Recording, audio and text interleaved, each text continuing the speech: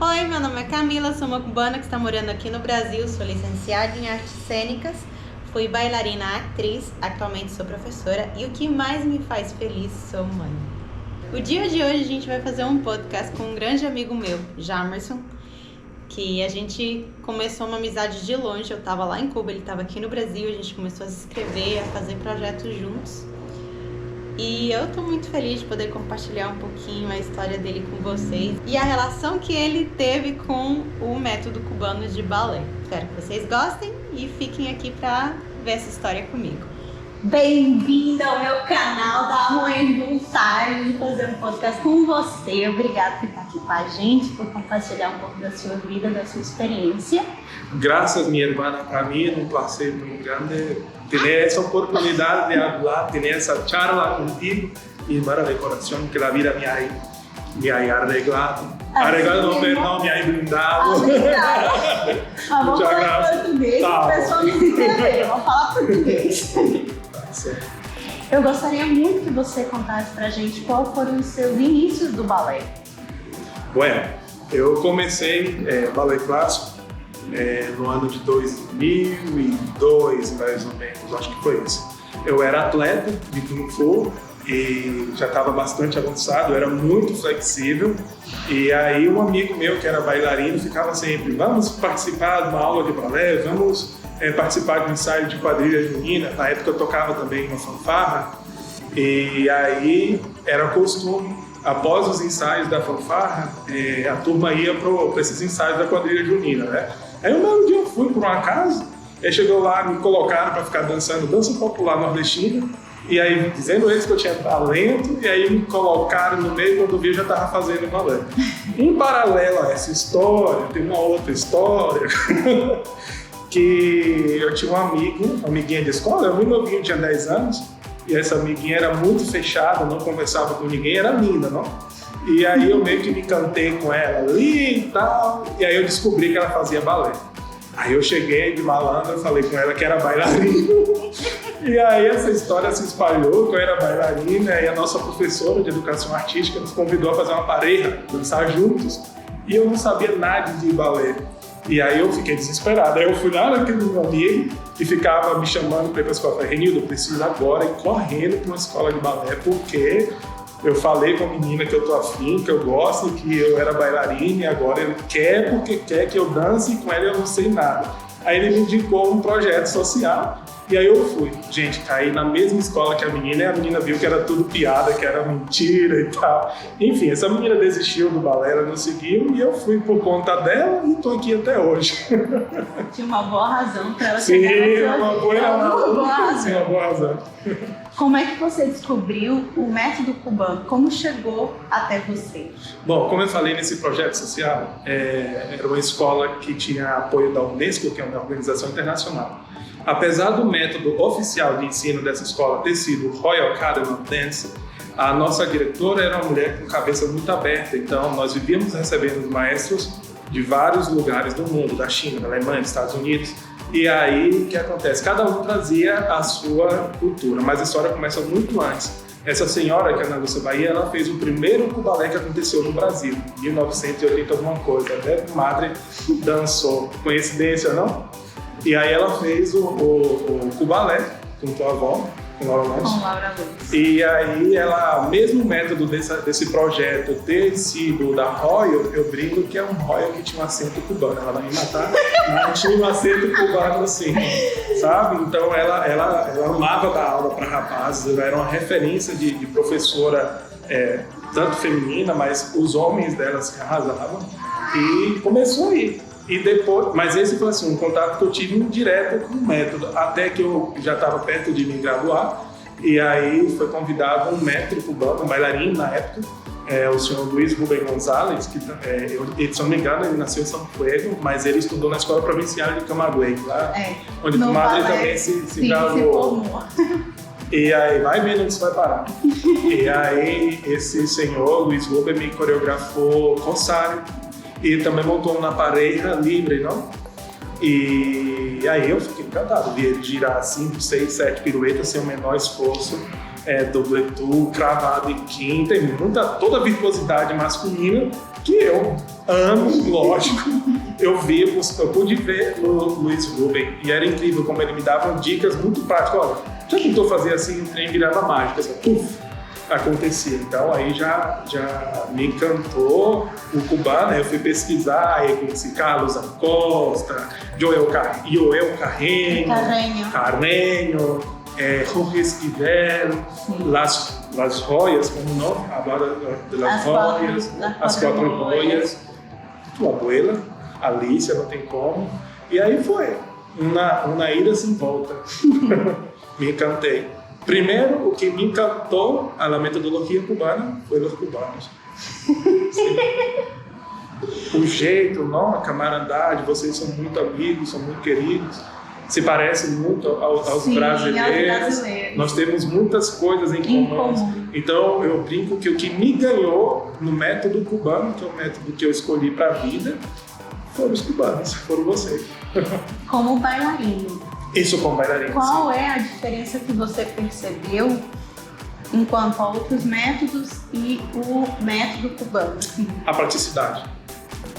Né? Faz isso, pum, a coisa acontece. Faz isso, pum, acontece. Às vezes se é ensinado por tantas voltas, não faz isso, né? Aí você vai fazer uma aula cubano, não é que é simples, mas é prático. Faz isso e a coisa acontece, sabe?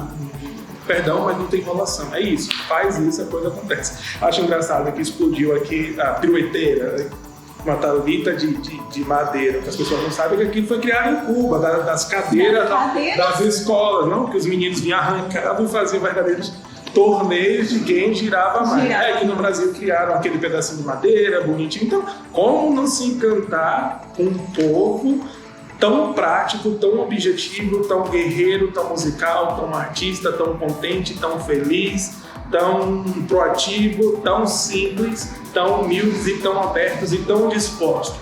Não tem como você não se encantar com pessoas dessa forma. Então, o que me encantou, eu repito, com a escola cubana foram os cubanos. Você nunca foi para Cuba? Nunca tive essa oportunidade. Mas agora que você está aqui, eu vou lá. Como você sabe tanto de Cuba? Porque você sabe muito dessa cultura. Você acha que tem que ver com o método, com essa aproximação que você tem tido com nós, os cubanos, essa parte? Porque a gente olha pra você e fala, é cubano, da vida inteira. Sabe o que passa, Cami? Que passa? Uma legenda aqui, o Portunhol Tomaguiano. Sabe o que acontece? É que eu penso, e aqui é uma opinião minha, tá? É importante você estudar a metodologia, obviamente é importante. É importante você conhecer o cronograma de ensinança. O cronograma, hoje você faz isso, amanhã você faz aquilo, e tem uma lógica, tem um desarrollo, você vê isso. Isso tudo é importante, mas eu quero dizer que não é só isso, sabe? Você vai até aprender um cronograma, você não vai sentir. Então, quando e aqui vem o meu contato com a escola cubana em uma outra fase de minha vida, que eu falei primeiro lá com o Luiz, início, sim, né, como bailarino, e agora eu vou te falar como maestro. Eu tinha uma escola de balé, e aí eu organizei um curso, né, e aí eu convidei sua mãe, a Grametri Leite Escobar, que é minha comadre. E ela foi e tal, aquela coisa, e você tem que conhecer o cerne da escola. O que é o cerne da escola? Por que aquilo foi criado? Em que contexto aquilo aconteceu? O que tem de diferente? Aí eu me encantei com sua mãe. Todo mês ele ia para minha casa, eu vinha para casa dela. Por fim, a gente virou comadre, os padrinhos do filho dela, da filha dela, da Carolzinha. Da Carol. E aí, sabe, as nossas aulas eram tomando vinho, as nossas aulas eram na piscina, conversando. Não só sobre o balé, mas sobre todo esse mundo, toda essa atmosfera em volta da escola cubana. Eu amo garbanço, como garbanço em minha casa. Eu escuto eu escuto as músicas, sabe? Buena Vista Social Club. Então, é você entender não só o papel, o cronograma, isso é importante, mas você entender o mundo, o que é que está por trás, sabe? Conhecer a história, as pessoas, a cultura e entrar um pouco nisso.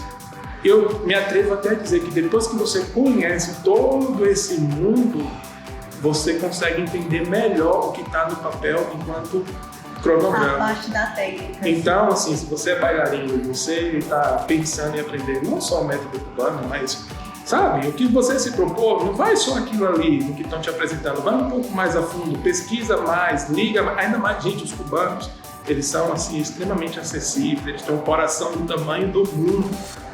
Procura entender um pouco mais quem criou, por que criou, em que cenário criou, sabe? Me dá uma alegria muito grande, porque apesar de você não ter conhecido os criadores do método, que é Fernando, Alicia e Alberto, você tem a essência que eles queriam ensinar, que é continuar. Eu vou chorar. Me dá muita alegria que apesar de não ter tido contato real com eles, a semente que eles queriam plantar está crescendo. Não, mas isso me dá, isso é uma sorte, um privilégio, porque eu tive a oportunidade aqui, a vida me presenteou a sua mãe. Sim. Então, quando eu tinha dúvida de alguma coisa, eu não ia no livro, eu não ia no vídeo do YouTube, eu ligava para sua mãe e perguntava. E ela foi aluna aí dos três, de então, todos, até do meu pai. Sim, aqui, então não é uma coisa assim que eu tinha que consultar a vida, não, estava aí. Fernando, a essência, essa semente que você fala, está na Leide, sabe? Ela mais que qualquer outro cubano, com perdão dos outros cubanos, mas ela foi aluna da Alice, ela foi aluna do Ivan, ela foi aluna da Val, ela passou por todo mundo. Até pelo Alberto. Até pelo Alberto. Sim. Então, assim, tá aí nela. Então, eu tive o privilégio de beber água na fonte, mas isso não é só pra mim, tá aí, gente. É porque não é pra gente, é pra todo mundo. Sim. É pra todo mundo. Então, é por isso. E a Leide e os cubanos também, todos. Aqui tem muitos, aqui está a Isaura, em São Paulo, também nisso. Mercedes Beltrán. Sim. Luizito, que está em Recife. Luizito. Sim, que está em Recife. Então, o cubano, ele te passa, além do passe, ele te passa o coração, ele te passa a paixão, ele te passa a arte.